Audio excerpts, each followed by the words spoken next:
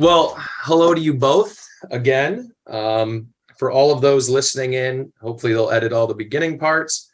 My name is Drew Johnson. I am our Director of Business Development here over here at Everflow. I live in Brooklyn, New York, and I've been in the affiliate performance agency space for, I think, around 10 plus years now.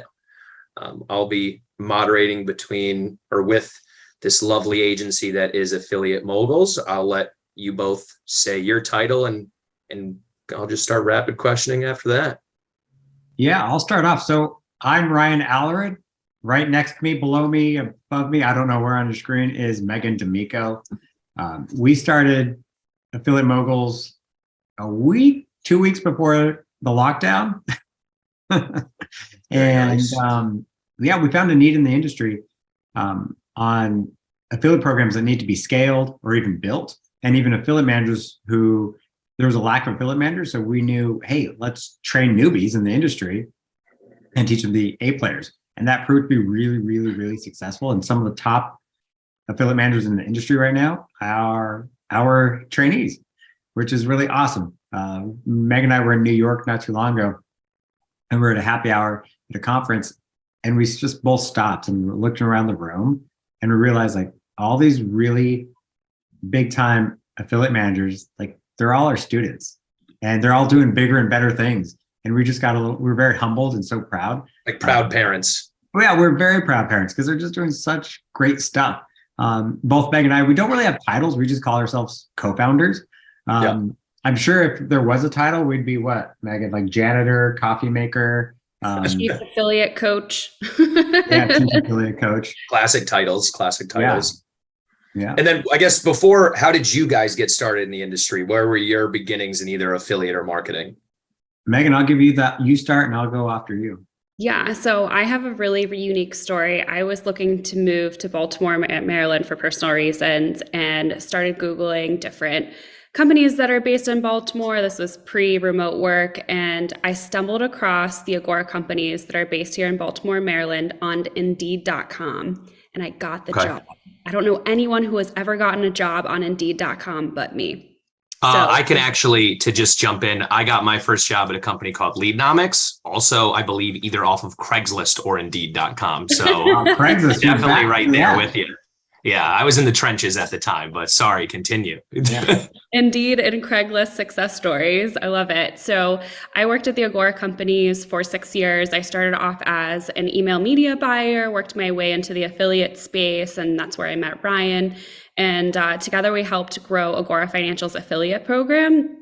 So that was like a really great kind of crossroads for me in terms of opportunity and hard work, because at that point, Agora Financial was growing. I think in 4 or 5 years, they grew from 50 million to 350 million. So I was very fortunate to work my way up within that company from a junior marketer to a marketing director in just 2.5 years, and was the marketing director for one of the financial companies called Paradigm Press, which grew to 100 million its first year. So I've seen extreme growth. I've been a part of a lot. I've worked with a ton of really cool gurus like James Altucher, Tim Sykes, Rich Dad, some really cool folks, George Gilder. And my background is really, I love working on the affiliate side. I get excited and passionate about coaching people on affiliate marketing and email acquisition. And I'm excited to be here today to talk about really like the pillars that make up a successful email program. Awesome. Yeah, and I got my start literally in a guy's garage. I graduated college. I was a server and a bartender, and literally nobody would hire me. Like I couldn't get your typical 9-to-5 job to save my life. Finally, this guy who had online business at the time. Well, he had an idea for an online business that I'll hire you. My office is the garage. So I was like, cool, let's go. And he was in the online sports betting information vertical, which this was 2000. I don't want to say the year, but it was early on. And sports betting at the time was a very gray area. It wasn't legal, it wasn't illegal. But sports betting information is like how to pick the best picks, right? Who's going to win the game, right? The handicappers. And I learned a lot because at the time in emails, you couldn't say bet, wager, like every keyword you couldn't say. And it made me become very out the box thinker and very creative. And that's really where I learned so much in that industry. And it's a fun industry. It's a really, really crazy industry, but so much fun. That's where I got my start. And that's where I found my passion. From there, I went into the health vertical, and even dabbed in the survival prepper vertical for a while, which are all cool verticals. Like you get to play with all kinds of, in the prepper space, like there's literally in my desk now, it's from one of my clients, like it's a flashlight, but it's also a stun gun. Like, Oh, how many verticals do you get to play with a flashlight that's a stun gun? Anyway, I learned really on that I became an affiliate manager. I loved being an affiliate manager. I loved making those relationships, scaling a business, and being really a revenue driver for that business. And after a while, people started saying, hey, can you teach my affiliate manager this? Can you do this? And I'd do it for free. Here's an hour there or a week here. And after a while, I was like, wait, I bet you I can make money doing this. And I really found my passion for mentoring, teaching, and coaching, and seeing those young kids like grow up and like blossom and do their own thing. And it's like just so rewarding. And obviously teamed up with Megan, and the rest is history. awesome. Yeah, I mean, definitely always more rewarding to pass on what you know to somebody else. And then to your guys' earlier story, look at the room and say, good job, guys, but also I did this. This is what we put together. So great to hear. Final of the short questions, and before we jump in a little bit of longer form pillar stuff, what is an initiative that you guys have been working on the past couple of weeks in particular that you would want to focus on that's been important to you guys? Yeah, so we've been focusing, especially recently, on our YouTube channel. Yeah, I'll put in the chat, Ryan, for our whopping again 2 attendees and anyone else. Yeah. Oh, they actually aren't. They're not able to chat it back to us, so they weren't ignoring us. It just wasn't as a fun fact. Yeah. Right now, we're focusing on our YouTube channel. Really tried to give free value-added content. Meg and I really enjoy mentoring people, and a lot of what we do is mentoring people one-on-one. We also have a course, but we want to say, how can we reach more people with just good value, good knowledge? So we started our YouTube channel. We try to keep all of our videos 10 minutes or less. Even some of them are 3 or 4 minutes. And we're really focused on YouTube to try to build that organic knowledge. And I think at last check, we had maybe 32 subscribers. So I know it's like lighting the internet on fire right now. But taking up a lot of bandwidth. That's right. We do videos every single week, and we just enjoy doing them. Full disclosure, Meg and I, though we can teach and build some of the biggest, best affiliate programs in the industry, we don't know that much about YouTube. So we're learning as we go. We're trying to do the best we can. But again, shout out, shameless plug, follow us on YouTube, Affiliate Moguls. Awesome. Or check it out. Check it out. We don't sell anything. It's just straight value. Cool. No, we'll definitely circulate that internally. I know we've been working with you guys a lot to come up with, beginning documentation for anyone just getting started. So I'm sure we'll implement that into whatever we're doing. But great. I guess jumping into kind of the main body of everything that we were here to talk about is what are the pillars of a successful affiliate program? You guys, I'll let you kind of describe a little bit for everybody what it is that you guys do and focus on in its entirety. And then we can kind of go into the questions that go along with that. So I guess just to start, what it is that you guys do all together, what you focus on specifically when it comes into that pillars of a successful affiliate program, and then probably just jump right into saying what those pillars are. Yeah, absolutely. So first off, we get that question all the time, Meg and I separately. That's why we really started Affiliate Moguls, because people wanted to either build a program or scale their program. And that's really what we do. So we will take a program. If you don't have a program, maybe you're a big Amazon, a big influencer, or a big e-com and don't have an affiliate program, we work with you to really put all the pieces in place to create that program. Or maybe you're a big company, you're a $30 million a year company, and your affiliate program it's leveled off, or maybe even going down a little bit. We go in and help you scale it and take it to the next level. And we also train new affiliate managers. That's one of the things we also love to do. So that's pretty much in a high level of what Affiliate Moguls does. But really, if you're jumping into the pillars, starting with the very foundation of an affiliate program, like what do you need to create an affiliate program? And number one, the easiest answer, a high converting product or service, right? And the thing is, what constitutes high converting is it sells well organically.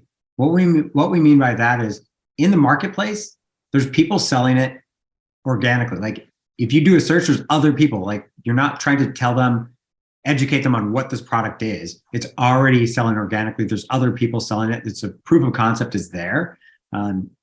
So number one, you need a product or service that sells organically and really is proven in the industry. Now, I'm not saying you can't do like a unique product, but really if you're starting out, let's play it safe. If I can jump in there, what would be like for people at home that have no concept of what a proven, let's say, offer would be, what would be some examples of some, or what would be like just the base, I would say, level that somebody needs to have an offer that you would consider proven? Yeah. So first off, we like to say, again, if we're going all the way back to, hey, I don't know what my product is, right? Don't just go with, hey, weight loss is really big and this turmeric is really good because it's selling organically, which it is. Like if you search weight loss or turmeric, it's very popular and maybe that's a good way to go. But really you want to start off with something, if you're the business owner, you're personally interested in. If it's weight loss, great. If it's survival or prepper, great. If it's financial, great. Do whatever you're personally invested in and personally like, because you're going to have more passion for it and you're going to create better copy. You're going to create better marketing. You're just going to have a better product. But really, so really find out what you truly like as a person and then search from there. Cool. And then off of that, what would you say, because one of the questions we have is what would be the most common mistakes that people have with programs? It sounds like one of the main mistakes that they have is not I would say, being involved in what they're doing because maybe they don't like it. But something besides that, are there any other common mistakes that you see that a lot of people do or make when they're starting these affiliate offers and programs? Yeah, I'll start off with a couple, and Megan will probably have a few others that I'm not thinking of or add to. Number one is give up too quickly. Okay. A lot of times their offer may not convert to email traffic, like email affiliates right away, but it's converting well enough, but it's not like a home run from day one, and they give up too quickly. Easy as that.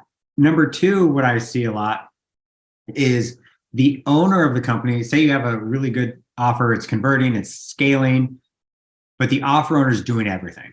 They're literally the affiliate manager and the copywriter and the visionary. If they're doing too much, they're going to scale it to a point, but they're never going to get past that. So really it's up to that owner to step back and say, all right, it's now the time for an affiliate manager. It's now the time for customer service. It's now the time for and basically realize that those too many hats are holding them back from getting to that next level. Exactly. And we see that a lot. Megan, do you have anything else? Any mistakes? Yeah, I can add to that. So I cannot stress enough the importance of a converting offer. We work with a ton of clients who come to us, potential clients that come to us and say, yeah, I have a high converting offer, and then tell us, we're promoting it on Facebook and we get like 3 orders a month. Like nobody wants to say that their baby is ugly. So we really have to dial into, is this an offer that people actually want to purchase? So I just want to stress that one more time. And then the other big mistakes that I see is putting the wrong jockey on the wrong horse, so to speak. And what I mean by that is putting an affiliate manager in a position where they might be a good employee, but they're never really going to proactively succeed in that role.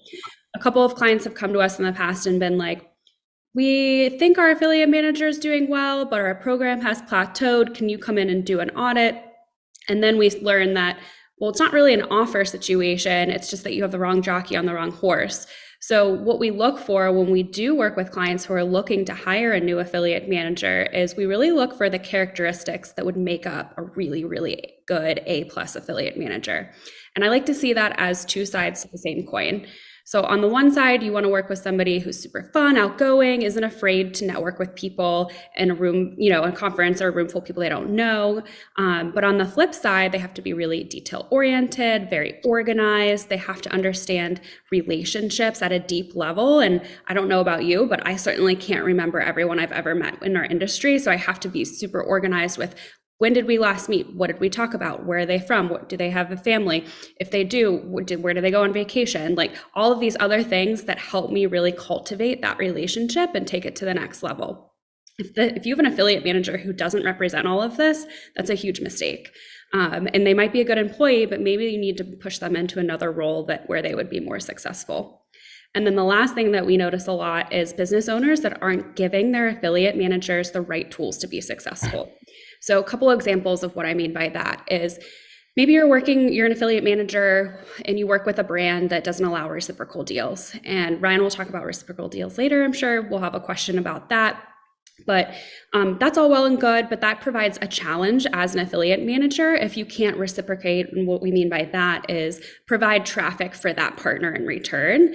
And so what does that business manager or that business owner allow you to do as an affiliate manager? What buttons can you push and levers can you pull to really motivate people to give you traffic? So for example, maybe you can provide a higher allowable CPA or rev share commission for an affiliate, or pay them out faster, or give them 4 or 5 intros for free, or what kind of value adds can you do as an affiliate manager if you have a hurdle like not being able to provide reciprocal deals? Or what if this business owner doesn't realize that affiliate managers constantly need new copy? That's a huge mistake we see as well, is having these resources available for affiliate managers to set them up for success. Gotcha. So basically, a lot of it is on the tools for that person you have in place and making sure you're getting that right person in place in the first place. So, one of the questions we have that kind of ties into that. So let's say that you have that right person, you have that, whatever level of rock star you end up getting from you guys, that is both the charisma and the ability to be detail oriented. What is some base level that if you had somebody talking to you right now, jumped on you by surprise and asked, what are some like basic structuring pointers you would give somebody to make their program competitive? What's something that you would probably recommend to them as just like a base level about their program, about their offer? Yeah. About being competitive is, first off, the easiest answer is high payouts, high conversion rates, right? But the reality is not every offer has the highest payout or the highest conversion rate. So how do you be competitive when you don't have that, right? Because that's just the reality of it. And what we tell people is like, hey, if you have just an average converting offer and you have average converting payouts, or maybe even slightly lower, you have to level up your service. You have to have faster payouts. Because again, it's not just the payouts, but the timeliness of them. Have fast and reliable payouts. If someone else is paying out once a month, why don't you pay every other week or every week? If you can do that. Faster payouts, even if it's a little bit less, will attract affiliates, especially if they're media buying affiliates. So for everyone that's listening, just to confirm, you are saying that if you don't have, let's say, the margin to pay that competitive amount of price that maybe some other people are, if you up it to paying at a faster rate, you can still be competitive in those markets. Yes, absolutely. And awesome. Also level up your service and your communication. And part of that is be proactive. So maybe someone promotes your offer. Instead of waiting for them to ask, hey, how did it do? Get stats, or have them log into Everflow and see their stats. You actually proactively reach out to them, say, hey, you emailed 4 days ago, 5 days ago. This is the stats of the number of clicks, number of sales, number of commissions I've seen, conversion rates, EPCs. Be proactive in that, because the more communication easier you make it on the affiliates, the more likely they are to do business with you. Because again, affiliates, you have to think that affiliates are lazy. Now they're not, but you have to treat them like they're lazy. So the easier you make it for them, the more likely they are to do business with you and actually create relationships out of affiliates. If you create relationships out of them, you want to treat them like a friend, not just a dollar sign. One of the biggest mistakes we see today are affiliate managers they see their partners, their affiliate partners as dollar signs, as bank accounts, and only reach out to them when they need something. Well, what that does, that teaches them to ignore you. Because if I only go to Drew, for example, whenever it's once a month or whenever I need him to promote my offer, well, Drew knows that Skype comes up, that email, he knows exactly what I'm asking for. So he's more likely to not open it or pass over, and maybe a few days pass, he forgets about it. However, if you keep that open line of communication, and Drew maybe just went to Panama for a week, I'm like, just, hey, Drew, I saw you went to Panama. How was it? Like, I really want to go. Like, any cool advice? Well, guess what? He wants to tell me about Panama. And you're now creating a story. You're creating a relationship, memories, more than just asking. And therefore, you're teaching them to reply to you, to do business with you. I think that's very great advice for anybody who's, getting started, or not even just getting started, but been in the space and maybe felt that their, I would say, sales career has hit a bit of a snag. I think once you have that moment from I've done sales for 10 plus years now. I think once you hit that aha moment with that, where you're like, hey, nobody's talking to me because I'm just saying the same stuff. It's a very eye-opening moment where there's a lot of growth, I'd say, as a salesperson, as just a worker in general, where, you kind of learn how to treat other people equally. And that does bring you more than what maybe you're taught in a lot of the things that's like sales cycles and just getting people in, where adding that personal touch in does bring you to that next level. Yeah. We've done things like, somebody had a baby. It's like, let's monogram a baby blanket for them and send it their way. Like, what do we want to give them for Christmas? And when I worked for the Agora companies, we had a really fabulous like chocolate company that we would go to, and literally every year everyone would be on the edge of their seat waiting to get these chocolates. And so it's just like these personal touches go such a long way. There's something here called Baltimore in a box, where it's like Utz potato chips, like the Natty Bow guy, and like anything Baltimore related, Orioles, Ravens, goes in a box. We've done those as gifts before for people who have visited us. So it really goes a long way thinking about, what would this person really like to receive? And it makes them think more of you and want to do more business with you in the future. Great advice. And that goes along. If you don't have a budget, one of the best things, Megan, I like to suggest too, is a handwritten note. Write a note, put it in the mail. There you go. Like, people just love getting handwritten. People love getting mail stuff. Yeah, they like getting something in the mail. Exactly. Yeah. Handwritten, done. For one client we had, Ryan had the brilliant idea, like really wanted to just get affiliates' attention. So Ryan was like, go to the ATM, take out like 10 $100 bills or X amount of $100 bills, and then write handwritten notes with a $100 bill inside, and send it off to your top 10 affiliates and be like, I have this hot new offer coming out. At the time it was about inflation, so the $100 bill was really fitting. It's like, A, who doesn't want to like get mail? But two, you open it up and there's a $100 bill inside. Like, how cool is that? Yeah, that would definitely have me opening that up and reaching out. So that's a great idea for sure. By the way, if anybody listening wants to do that, I'll give you my address. So, so moving right along, you guys, you hire, and definitely one of your best add values is hiring that new AM, that person that you're getting acclimated to the space, and not just teaching, how to run the day-to-day, but also what that means from both a personable level and also a working level. Moving right along, kind of in the next space, is the other part that I think you guys specialize in, which is, I would say, everything email marketing, everything emailing. So the first thing is, I guess, one, how do companies go about building an offer that will perform well in email? And then how do companies go about building email or affiliates that are going to perform well for them? Yeah. I'll start with the second one on how to build email affiliates. One of the things we teach literally early on is, and this works whether you're brand new or seasoned, works really, really well if you're brand new, is at the end of every single phone call, ask for introductions. It's as simple as that. You'll be amazed how many people never, ever ask for an introduction.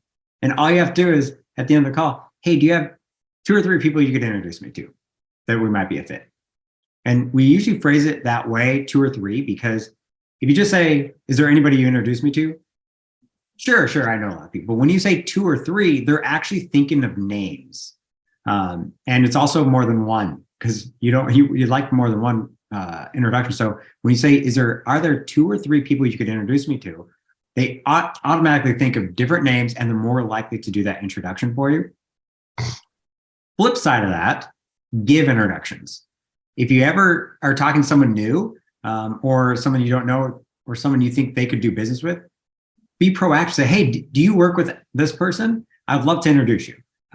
Because the more you give, the more you're going to receive. And that talks about, I guess, the reciprocal opportunities that you guys would have, because as you form that relationship with them, they're going to help you out more entirely. You'll be at top of mind, as well as you now have that communication and relationship with them. They're going to be easier for you to work with and get them to run new offers, different offers, or whatever you need them to run. Yep, exactly. Gotcha. Another thing we like to tell people when you're building and trying to find more email affiliates is not only attend, and here's the key word, attend and participate in events, conferences, masterminds. Again, don't just go. Anybody can go to these conferences. You have to actually be an active participant. And by active participant is you're going to events, you're talking to people. You can't be shy. You literally go up to people, because at an event, guess what? They want to meet you. So even if you're shy, we actually have a video on a shy guide's, a shy person's guide to networking. And really, whether you're shy or an extrovert, you need to be an active participant in all these events and masterminds and conferences, because that's how you grow. You get your name out there. You build your authority. Another thing we like to tell people to do is host an event. An event can be as small as a private dinner with 4 people. If you are hosting an event, we always like to say at the very beginning, especially at dinners, people drink at these things, so you do it at the beginning, is you stand up. You always stand up, and you just thank people for being there. If you know them, thank them, call them out by name, kind of do a little quick introductions for everybody, so everybody at the table knows everybody. If they don't know you, introduce yourself as well, and just thank them for being there. But do it while you're standing up. That's going to create a stage presence. And we all know whenever we see someone on stage, it builds their authority instantly. Even if we don't know who they are, it's like, well, they're on stage. Well, standing up when you speak builds the same thing. And awesome. Finally, when you're building or trying to find new email affiliates, and this one's really underutilized, is LinkedIn. Last time I think we checked, we searched affiliate manager in LinkedIn, we had like 45,000 people. Now, granted, not all of those are people we can work with, but there are people in there we can work with. Again, it's going to be cold outreach, but if you can't go to a conference or in between conferences, maybe you're out of the country, that's a great way to try to find and connect people. You just message them and just be very open and honest with it. Cool. No, I think that's definitely very helpful and a nice, I think, psychological way to look at it as far as adding some of the human touch aspect to that part. For what would be some of the best practices for somebody who was going to, we've mentioned email. What would be some of the best practices somebody would have for making an offer compelling for email content? Are there any sort of like things that are the 1, 2, and 3s that you need to have in order for it to do anything that you would recommend to people? Yeah, so this might sound dumb, but always be testing. I think people are like, oh yeah, I know I should be testing, but I actually don't really ever test. If you know you should be testing, but you haven't really started it, don't know where to start, the best book I would recommend reading is called You Should Test That, and I can throw that in the chat as well. Yeah, that'd be great. But it's called You Should Test That, and it goes all the way back to the basics. So how to create a hypothesis. Like we're back in grade school, we're back in grade school in science class doing an if-then hypothesis, creating that process, analyzing results, how to set up a proper split test, making sure that you're creating a proper split test. I can't tell you how many times I've worked with clients who are like, oh, we're going to send out this email on Tuesday and this other email on Thursday. Like that's not a true test. So it walks you through all of those things. So I highly recommend reading that book first. So always be testing. And then within that context of always be testing, with the email content specifically, you can do a couple of things. At first, to start, I would look at I would look at email affiliates, and I would look at renting email lists as well. And the reason why you should be doing that, especially if you're just starting out trying to gather data for an offer, is you don't necessarily want to go straight to affiliates if you don't have a proven offer or you don't have necessarily like high converting stats yet. Maybe you want to spend some money renting email lists. You can kind of save those relationships for later. That way, if it doesn't work out, you're not, again, hindering those relationships. So you're kind of paying to get access to other people's email lists. You can do this with affiliates as well, is just say, I'll prepay you, whatever it is you make on average for your email list.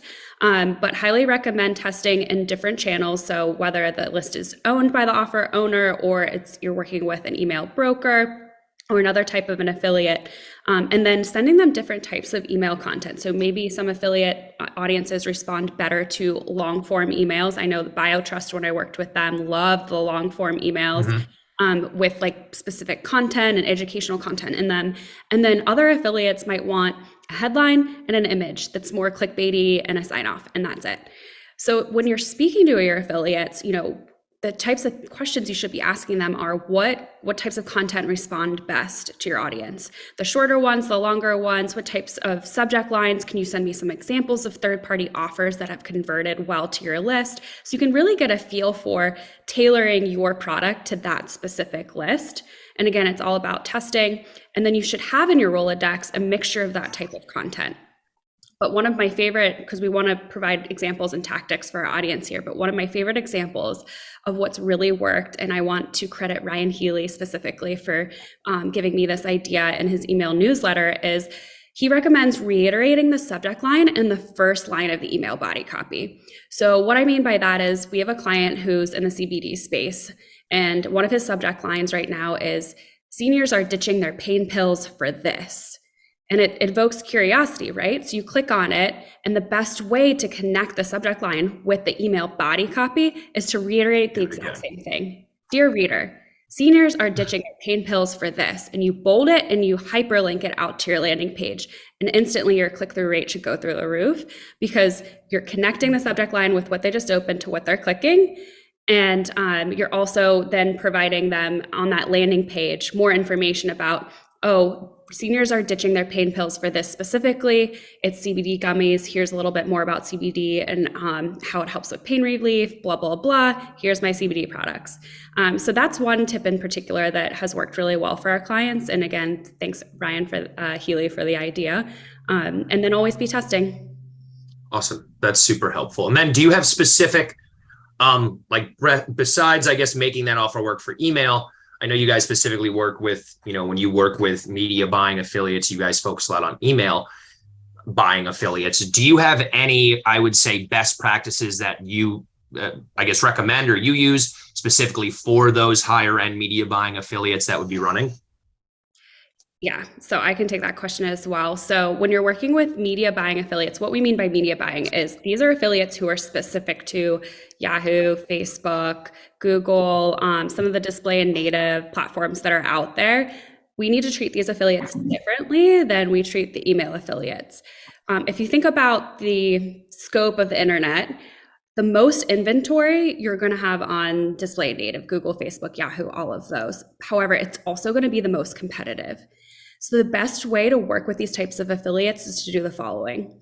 One, they're going to be very analytics and numbers focused. So you yourself as a company have to have extremely robust and accurate tracking. Hint, work with a company like Everflow to dial in your numbers. Great call. Yep. And so what they're looking to do is to really maximize all of their ads. So maximize click-through rates, maximize conversion rates. So if you're a company that doesn't have all of that dialed in, maybe you're working off of pixel fires and things aren't integrated as they should be, those types of affiliates might not be your bread and butter right now, and you can work towards working with people like that. But they're looking for partners that have that great technology so that they can scale very, very quickly.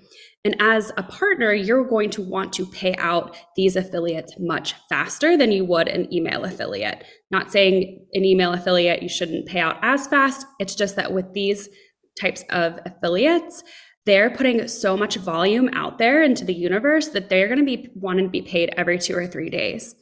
But on the flip side, what the benefit is of you paying them out faster is they will take those commissions and channel and pump it back into promoting your offer even more. So more volume for you, more sales for you, more commissions for them, and the cycle continues. Awesome. Yeah, that makes pretty clear sense.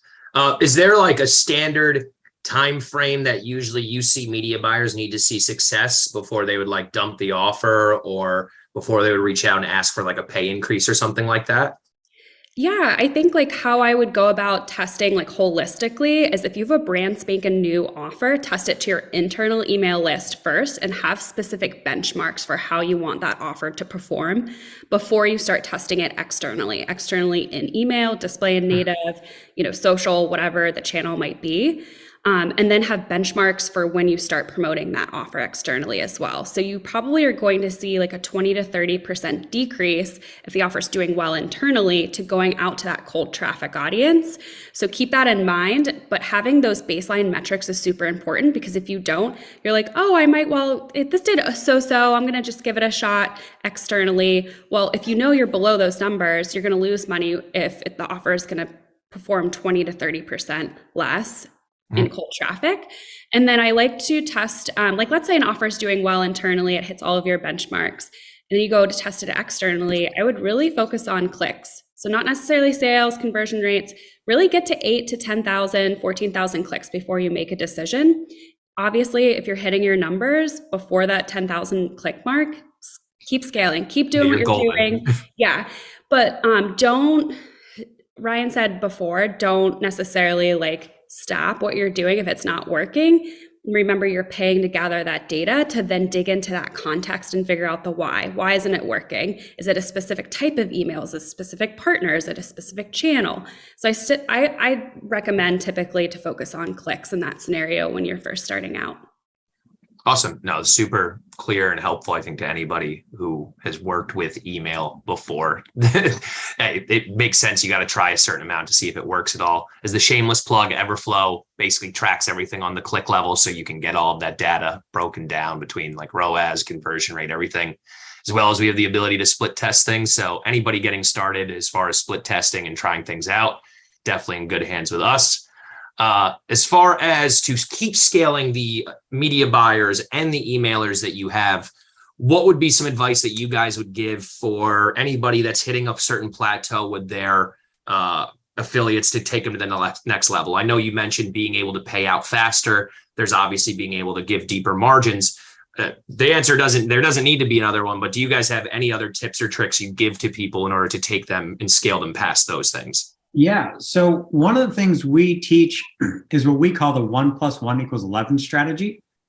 And whenever you're with an affiliate, I would say 90 to 95% of affiliate managers that we don't personally mentor and train, their entire job's chasing the next month's JV send or the next promotion. So they'll go to affiliate, and 90, 95% of their job is getting that affiliate to promote in January, again in February, March, and it recycles over and over again. And they just hope to get one more affiliate on here this month, 2 more affiliates on this month, and keep it going. That's a hard way to do work. So the 1 + 1 = 11 strategy is really how to not only scale your affiliate program, but really automate it as much as possible. So money's coming to you instead of you chasing the money. And how we do that is, for example, on the JV sends, if you have a partner you've done business with and you know you're going to be reaching out to them every single month to promote, guess what? Here's a little trick. I know this is going to be shocking, but when you get them on the phone to schedule, say, what's the November to December, schedule out the next 3 months with them. Do it. Why? Because now you know you're going to get them on the phone anyway, but what you've done now is schedule the next 3 months with them. Almost everybody's going to say okay with it. And then this is after you've already shown some success with that affiliate. 100%. Correct? Okay. Yep. This is all after success, after at least 1, if not 2 good email sends. And they've made money. Definitely get on the phone. Like I said, do 3 months at a time. That's going to give you more time as an affiliate manager to meet more people, do more things. You already have that in the book, and they want it on the book too.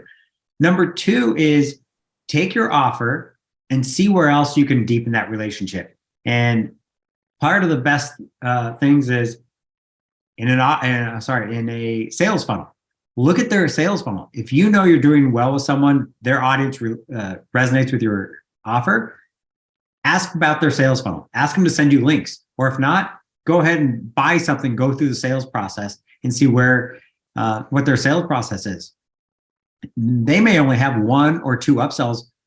Guess what? Maybe you can put your product as their 3rd upsell. That's a great way to do that. Add your product to their upsell. Number 2, now that one has an asterisk on it, because in order to do that, you are going to have to be on the same platform or get creative on that, so you're not having 2 credit card transactions. But if you want an even easier way, the thank you page. It is mind-boggling how nobody actually, I shouldn't say nobody, not everybody is monetizing their thank you page. A lot of people are. The thank you page is such a valuable spot because it's one of the only spots you have that you guaranteed you have a buyer that is on that page. They've already pulled out the credit card. They've gone through the sales funnel. They've already purchased on that page. Number 2, you know exactly what they bought and what they didn't buy in that sales funnel. You have so much information for them. So knowing that, you can put your product in someone else's thank you page. Very simple. And you don't have to even be a different platform, different credit card transaction. It's fine because it's on the thank you page. Another thing we teach is get in the autoresponder series. If you can get in someone's autoresponder series, guess what? Autoresponder series, sales funnel, thank you page. If someone spends, say, $100,000 or $250,000 a month on Facebook ads, and they're buying those products, guess what? You benefit from their ad spend because every one of their buyers sees your offer. And now you're putting your revenue on automatic.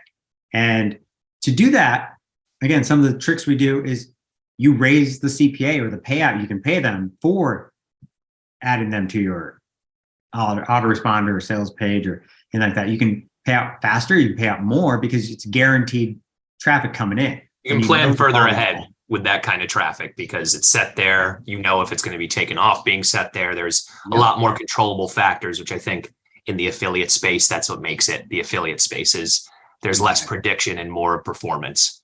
Yep. And it's a good way to really diversify your affiliate revenue and automate it and leveraging other people's ad budgets. Yeah. No, definitely see the value there. A lot of great pointers I didn't even think of. So I think super helpful. Finally, where do you both see the affiliate industry or affiliate marketing industry going? And how are you guys pivoting and how are you guys pivoting to accompany that change? Yeah, sure. So some of the things that I've noticed is I think like 2022 has been the year of the influencer in a way. And so I think we're starting to see a lot of more affiliate marketing in the influencer space, but not even just the influencer space, the micro influencer space. So not concentrating on somebody's follower count, but their engagement with the followers that they do have. Personal recommendations are the best form of advertising. And so I think we're going to see more brands work with fewer and smaller influencers rather than those big ones, because again, followers doesn't mean that much anymore. Really focusing on engagement with those specific people within their niche audience, specific influencers within their niche audience. So I think we'll see more of that going into 2023. And then another thing that I've noticed as well is the rise of utilizing AI, which has been pretty cool. I mean, it's quite the controversial topic, I know, just because AI is obviously only as good as the data that's inputted into it. We're seeing like a lot of really cool software programs out there that are helping with content writing, and how that's kind of carrying over into the affiliate space is I think specifically with media buying, we're going to see a lot more rule-based advertising and automated decision-making, which is going to allow media buyers to stop worrying about the minute details of planning specific campaigns and allows them to think more strategically about campaigns as a whole. So I think we're going to see more of AI taking a bigger a bigger chunk of that in the media buying space. I've been listening to Perry Belcher recently talk more about how he actually thinks the media buyer might be extinct in the next few years, just with a lot of these ad buying platforms going more automated. So whether or not that's true, I guess time will tell. And then the third thing I've been seeing is a lot of, increase in data and data privacy laws. And so I think we could foresee a lot of tighter anti-spam regulations on the email side, and capturing user data is going to get ever more difficult, as we've already experienced with the iOS update. So I think these regulations are going to force brands to really implement tactics that should be best practices anyway in the email marketing space. So for example, building that true relationship with your audience, just like you're doing with your affiliates, is really, again, a best practice that you should be doing anyway. But those are the types of people that are really going to come out ahead in all of this.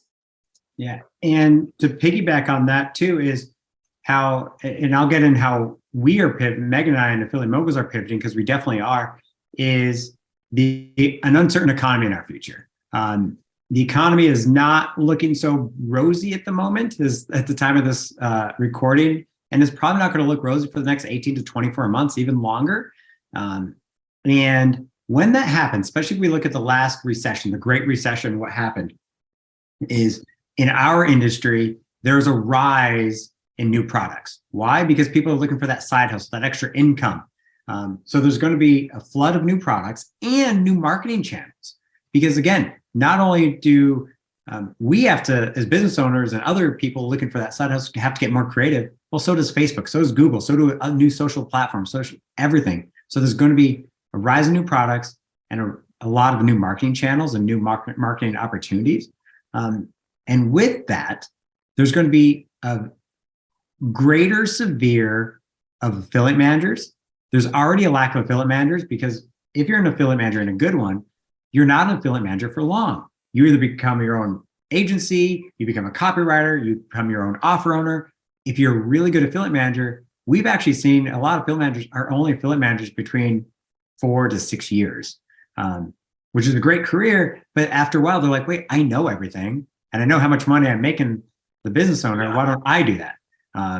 Or they want to be at their own agency, like I said. And that's what, going into pivoting, Meg and I see the writing on the wall where there's going to be a lack of affiliate managers. And guess what? We train affiliate managers. So the problem with our business model right now is it's very labor intensive for us. We train people one-on-one. So we actually had to pivot, and we recently just released a course on both email media buying and affiliate management, where we can actually scale and really leverage our time, our expertise on a self-serve course, so we can actually reach more people, train more people, and place more people. So that's how we've been pivoting and what we see in the future. Well, definitely looking forward to see more of your guys' course as it evolves.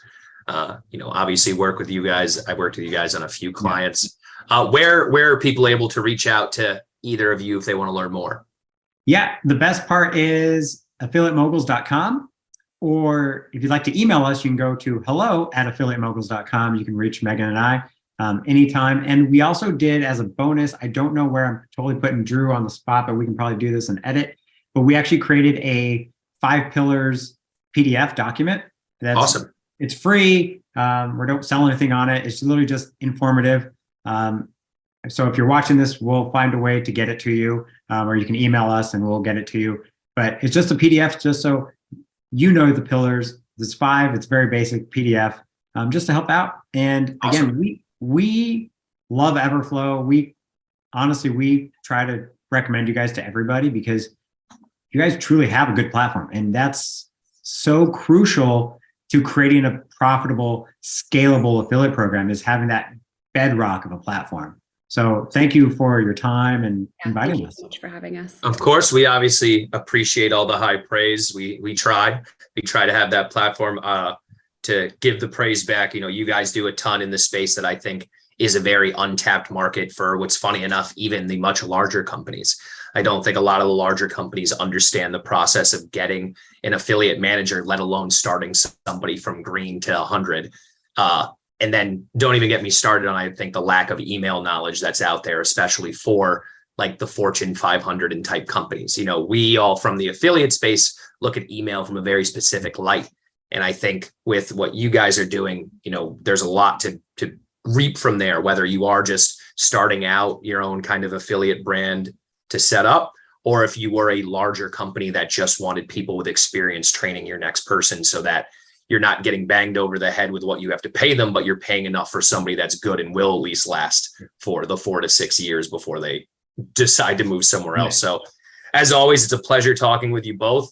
For everyone else listening, we'll add their 5 pillars probably to the post when we do that for the Fireside chat.